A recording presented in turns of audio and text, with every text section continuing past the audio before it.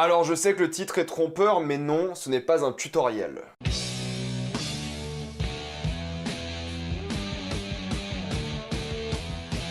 How to sell drugs online fast, saison 2. Comme d'habitude, jusqu'à la minute indiquée dans le titre de la vidéo, il n'y a pas de spoilers, comme c'est tranquille. Et si vous n'avez pas vu la saison 1, vous pouvez quand même regarder cette vidéo. Moritz, un jeune lycéen allemand, va commencer un empire de drogue sur internet après s'être fait tromper par sa copine. On va voir comment il va réussir à gérer sa vie au lycée, mais en même temps sa vie en tant que baron international de la drogue et comment il en arrive jusque là. How to sell drugs online fast, saison 1, j'avais vraiment bien apprécié. J'aimais beaucoup les personnages, je m'étais vraiment attaché. J'aimais vraiment ce délire d'avoir un personnage lycéen qui est aussi un dealer de drogue. C'était fait avec un humour geek parce que ces gens-là, c'est avant tout des informaticiens, enfin des lycéens qui savent programmer plutôt que des mecs qui savent dealer. Donc c'est intéressant de voir cette idée-là calquée sur quelque chose de plus geek mais aussi de plus méta parce qu'il y aura beaucoup d'humour méta par rapport à Netflix. Déjà les personnages vont parler à Netflix face caméra, mais aussi il y aura plein de références à des publicités d'Apple, à plein de films et tout, mais c'est toujours ancré dans la série, c'est pas des références à la Big Bang Theory ou juste ils référencent quelque chose pour une blague. Là à chaque fois ils font du montage, ils ont vraiment des blagues par rapport à ça, ils poussent le bouchon à fond même en faisant des parodies et des trucs comme ça. D'ailleurs le tout dernier épisode il y a la musique de Skyrim Dovahkiin qui passe pendant 5 minutes, je sais pas comment ils ont fait, est-ce qu'ils ont payé, est-ce que c'est le droit à la parodie, j'en sais rien mais ça passe. Et si tu connais la musique c'est grave cool, franchement c'est sympa, mais si tu connais pas c'est juste une musique de série pour toi, mais c'est que pour les fans de choses comme ça, bah il y a pas mal de références, pas mal d'easter eggs sympathiques et l'humour bah du coup est plutôt bien dosé parce qu'il n'y a pas que ça comme humour, il n'y a pas que de l'humour geek évidemment, mais ça joue beaucoup sur ça, il y a l'humour de marketing, il y a l'humour de start-up, enfin bref il y a plein de trucs comme ça qui sont assez intéressants, mais l'humour repose sur les personnages et de leurs différentes personnalités. Par exemple Moritz sera complètement différent des autres, ça sera un peu le cliché du patron qui est complètement antisocial et qui ne peut plus réussir en 2020, mais qui mine de rien est un génie mais qui n'arrive pas à s'adapter à la société. Bon c'est un peu cliché dit comme ça mais ça marche plutôt bien dans la série, et c'est ça que j'aimais bien aussi dans la série, c'est que mine de rien ils créent cette opération gigantesque de dealer de la drogue, ils essaient de chercher des producteurs, ils essaient de chercher des distributeurs, ils essaient de s'organiser, bah c'est des enfants, ils ont 17 ans, même si l'acteur a l'air d'en avoir 30, il a mon âge d'ailleurs, je suis un peu deg. Il y a cet apport à aller voir des geeks qui essaient de devenir des dealers qui est assez marrant et assez bien fait. En plus d'être une parodie de la Startup Nation avec justement cette compagnie qui est une compagnie internet, une compagnie en ligne, c'est un e-commerce qui est donc uniquement disponible en ligne sur le dark web, qui va vendre de la drogue et ça se fait comme une startup tout simplement. Et on voit beaucoup aujourd'hui, les startups sont beaucoup, en tout cas des sites web uniquement ou une application. Et là c'est les mêmes codes, la même chose mais pour une application qui vend la drogue. Donc c'est pas Breaking Bad non plus, hein, mais ça s'inspire beaucoup et d'ailleurs il y aura une grosse référence à Breaking Bad. Mais encore une fois c'est une référence qui est vraiment poussée à fond. Donc c'est pas juste une blague en disant ah c'est comme dans Breaking Bad. Vous savez dans Big Bang Theory à chaque fois ils font ah mais c'est comme Game of Thrones, ah mais c'est comme Breaking Bad. Non là ils font pas ça. Là ils y vont à fond et ils te disent pas forcément c'est quelle référence, juste faut connaître et si tu connais t'es récompensé. Et j'adore le montage parce que c'est un montage sous extra. Vraiment ils s'amusent avec le montage, ils font des parodies de Guy Ritchie des fois. T'avais un moment l'épisode 3 t'as l'impression que c'est une scène d'un Guy Ritchie. C'est un énorme quiproquo et tu dis mais c'est un truc que Guy Ritchie aurait pu faire et j'adore ça dans la série. J'adore les petites références, j'adore vraiment de quoi la série s'inspire tout en critiquant un peu certaines choses. Pour le coup de manière super bancale mais c'est un peu ce que font les geeks aussi. Enfin je sais j'étais en informatique. Dans votre classe il y aura toujours un mec en informatique qui va critiquer quelqu'un mais ouvertement en vous disant Apple c'est le mal, Microsoft c'est le mal, notre vie privée n'existe plus à cause des géants d'internet. Et c'est un peu ce qu'ils font de manière mais super risible dans la série et ça les décrédibilise au final. Parce que certes ils ont raison, certes ils appuient sur des points qui sont vrais, d'accord, mais la manière dont ils le font d'une manière frustrée plus qu'autre chose, bah ça montre que mine de rien c'est des personnages assez humains, qui ont des torts aussi et qui sont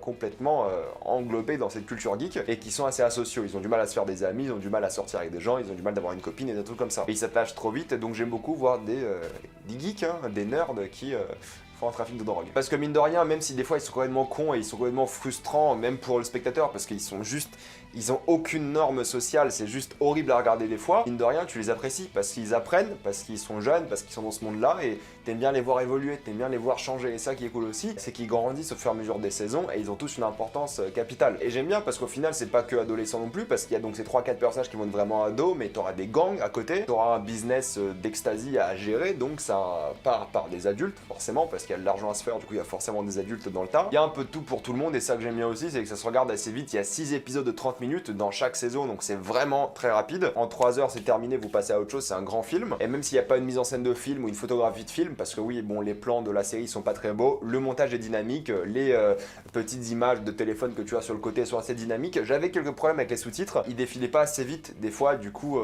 tu ratais des phrases à certains moments, du coup fallait revenir en arrière. T'avais ce bug là où au fait certains sous-titres prenaient trop de temps, d'autres moins. Je sais pas pourquoi, comment ça se passait, c'est peut-être le fait que je l'ai diffusé sur mon écran de télé avec un Chromecast. J'en sais rien, mais c'est que des fois les sous-titres étaient un peu problématiques et des fois ils disent des trucs en anglais qui sont pas sous-titrés. Vu que la série est en allemand, je peux pas vous dire s'ils disent des trucs en allemand qui sont pas sous-titrés vu que je parle pas allemand. Mais des fois ils disent des trucs et c'est pas sous-titré, des fois il y a du texte qui apparaît, tu te dis c'est pas important, c'est pas sous-titré. Bon, c'est un peu bizarre, alors que des fois il y a des phrases que certaines personnes disent en une langue étrangère que les personnages principaux ne connaissent pas. Et là ça a du sens de pas sous-titrer parce que du coup t'es pas censé comprendre. Mais des fois ça allait un peu vite et j'avais un peu un problème avec ça. Enfin bref, c'est pas le plus gros problème de la série, loin de là. Le problème de la série c'est que j'avais l'impression qu'elle tombait un peu dans la répétition cette saison-là et dans les trucs un peu trop extrêmes. Tu perdais un peu de temps sur des trucs pas intéressants, je trouve. Et même si le jeu d'acteur est assez cool, les dialogues sont plutôt sympas aussi. Encore une fois, le montage est vraiment dynamique et ça donne envie de continuer. Des fois ça faisait une surenchère de montage, des fois ça faisait une surenchère de dynamisme, et quand t'as trop de trucs dynamiques, bah tu te fais un peu chier au final. Il y avait pas beaucoup de scènes où je me suis dit c'est trop, mais à un moment après 3 heures de ça, allez, ouais, 2 heures de ça, quand tu tapes les 2 derniers épisodes, t'as un peu mal au crâne au final. Tu te dis ça bouge de partout, ça n'arrête jamais. C'est vraiment une série sous speed, hein, donc faut vraiment la regarder avec beaucoup d'attention. Après 2 heures de série en binge watching, j'ai tout regardé d'un coup dans les 3 heures, j'avais un peu mal au crâne, je dois vous avouer. Et je dis pas que t'as du mal à suivre, mais c'est vrai que ça fait un peu trop des fois. Et c'est vrai que la majorité des problèmes auraient pu être résolus en étant tout à fait honnête avec les gens, et ça me saoule un peu dans les séries quand les gens mentent alors qu'ils auraient pu dire la vérité sans aucun impact. Et des fois un mensonge qui n'aurait pas été si grand que ça au final si tu réfléchis bien au scénario prend une ampleur vraiment dramatique qui change tout et tu te dis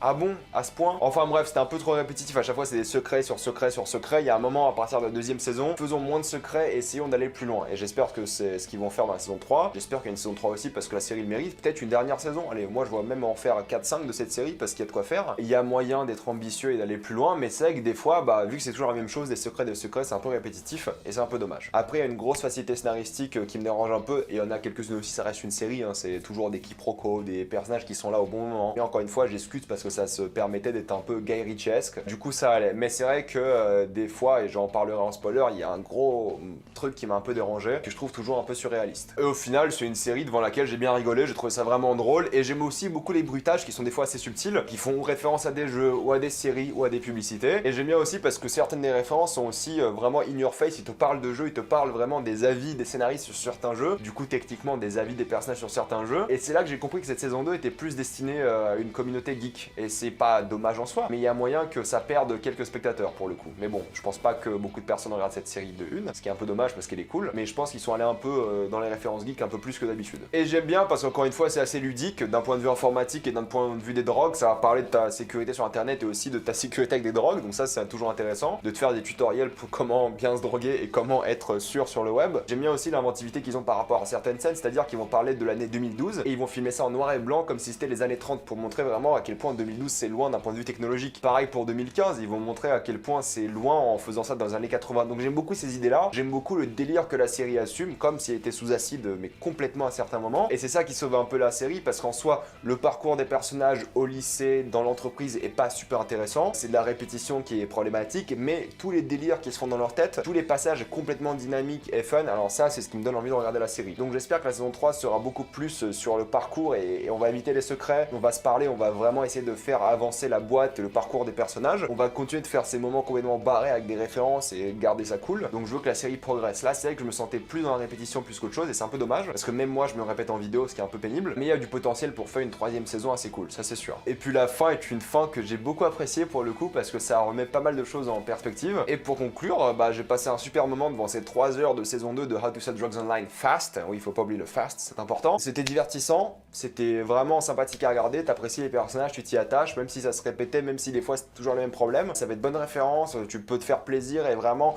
ne pas être perdu si tu comprends pas les références. Et l'autre côté, être récompensé si tu les comprends. C'est pas une série qui va te tenir la main et à la fin tu as une morale assez intéressante, prévisible mais sympathique, et vraiment j'apprécie ce que la série a fait. Et ça fait du bien de voir une série pour adolescents qui essaie des choses du point de vue du montage, qui essaie des choses du point de vue de l'originalité, parce que ça parle pas d'adolescence en soi, enfin pas beaucoup, ils parlent un peu du bac ou de l'équivalent allemand du bac, mais en soi ça parle du deal de drogue et de leur parcours en tant que personne. C'est plus un rite initiatique de jeune adulte on va dire qu'un rite initiatique d'adolescent. Donc voilà, si vous n'avez jamais essayé cette série, je vous la conseille, elle est cool, sympathique. C'est pas une série grandiose, mais ça se regarde très bien et c'est très divertissant, je trouve. Et vraiment, ça peut être l'une des séries les plus fun à regarder en ce moment, surtout que ça se regarde très très vite. Avant de passer en spoiler, pensez à vous abonner à la chaîne pour plus de vidéos. Mettez un j'aime et partagez cette vidéo, ça aide beaucoup la chaîne. Si vous aimez la chaîne, pensez à la soutenir gratuitement grâce au lien Utip ou en faisant un don ou en regardant une publicité, ça me fait un peu d'argent. Suivez-moi sur Instagram pour des critiques exclusives, suivez-moi sur Twitter pour toutes les news et on spoil.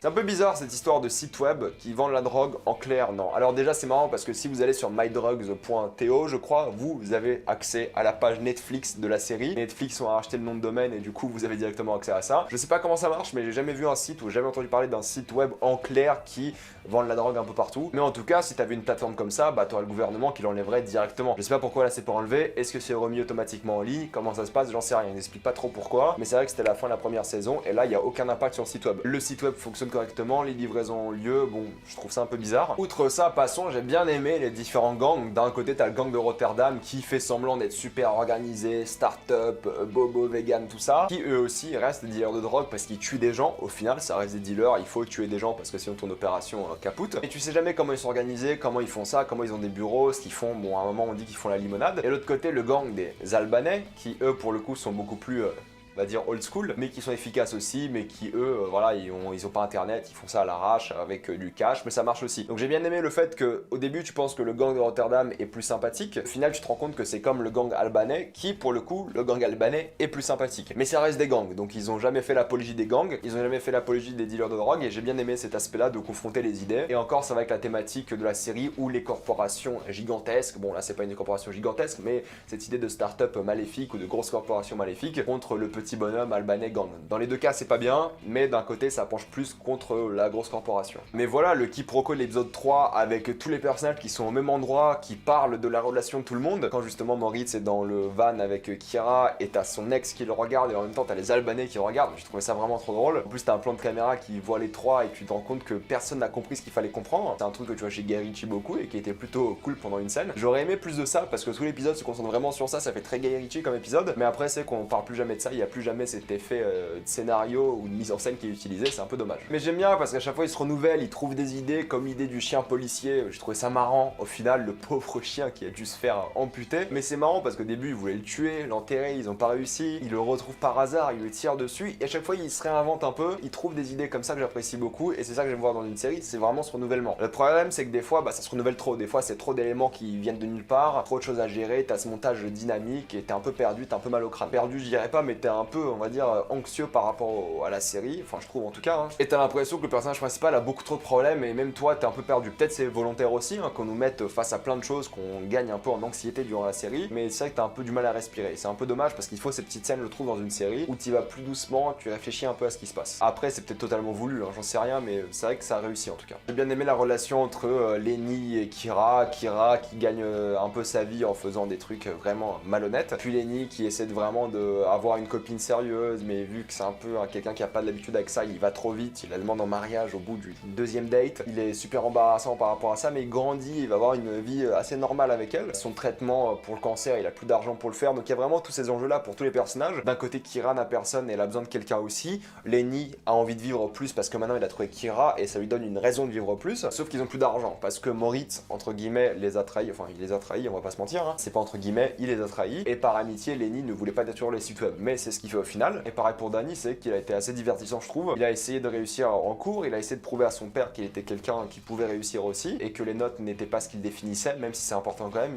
ils le disent dans la série. Lui aussi ne peut plus rien prouver parce que le site web a disparu, donc c'est intéressant quand ils vont faire. Bon, il y a cette idée qu'ils vont refaire un site web par la suite, Candy Bay, mais c'est vrai que ça revient dans la thématique constante du work-life balance, comme ils disent, où faut être pote et collègue avec les amis, et des fois, il y a des compromis à faire dans une boîte. L'amitié, c'est dur à gérer, donc voilà, c'est pour ça aussi que Moritz a été un grand connard avec beaucoup de personnes, c'est qu'il n'arrivait pas à gérer le stress, il n'arrivait pas à gérer tous ces problèmes-là, donc c'est pour ça que Moritz est d'un côté très détestable dans cette saison, c'est qu'il s'est laissé happer par la machine corporate, et on le voit à la fin, il accepte le bureau à Rotterdam, il va bosser là-bas. Donc c'est pour ça, je pense que la saison 3 va être vraiment cool, il y a moyen de continuer les interactions entre ces personnages. J'ai bien aimé la fin parce que du coup tu comprends que Moritz n'est pas interviewé par Netflix mais plutôt par la police, bon peut-être pour Netflix aussi, hein, mais il est allé voir la police et du coup on sait pas si c'est plus tard, beaucoup plus tard, ou si c'est quelque chose qu'il a fait juste après pour se venger, on sait pas trop comment ça va se faire, mais ça va être intéressant. intéressant. Surtout que de l'autre côté, le gang de Rotterdam veulent tuer justement tous les gens qui ont bossé sur My Drugs. Et du coup, vu que Moritz a perdu le site web, maintenant il est aussi coupable. Et enfin bref, ça va être compliqué. Il y aura beaucoup d'enjeux dans la saison 3. Il y en a eu beaucoup dans cette saison, mais je pense que la saison 3 va être encore plus